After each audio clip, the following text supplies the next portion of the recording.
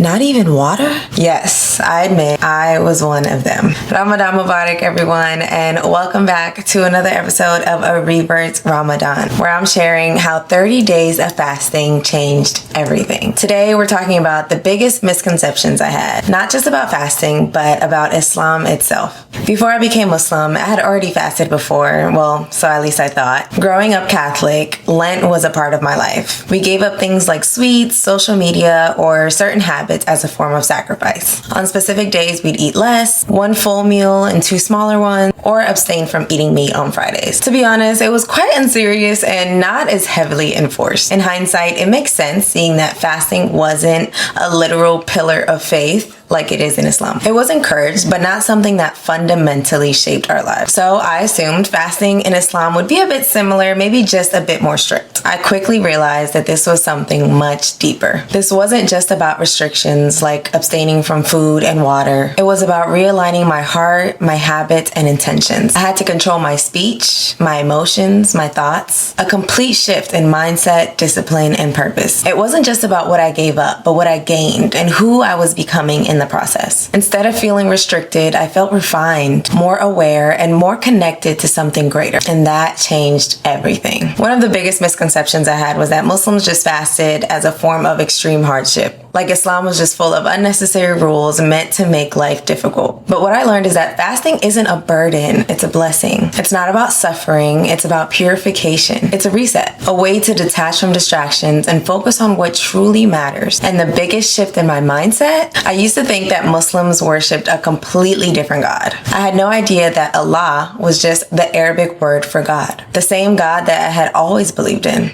The difference wasn't in the God being worshipped, but in the understanding of him. And when I opened my mind to that, everything started to make sense. What's a misconception that you've had about fasting or Islam in general before learning more? Let's chat in the comments below. Tomorrow, we dive into what inspired me to fast and what happened next. Ya Allah, open our hearts and minds to the true purpose of fasting. Help us see beyond the physical and experience the spiritual transformation that comes with it. Purify our intentions, strengthen our self-discipline, and allow us to draw closer to you with every moment in this blessed month. Ya Rab, accept our fasts, our prayers, and our efforts to seek your pleasure. Grant us understanding, patience, and gratitude for the blessings we often overlook. Ameen. Assalamu alaikum.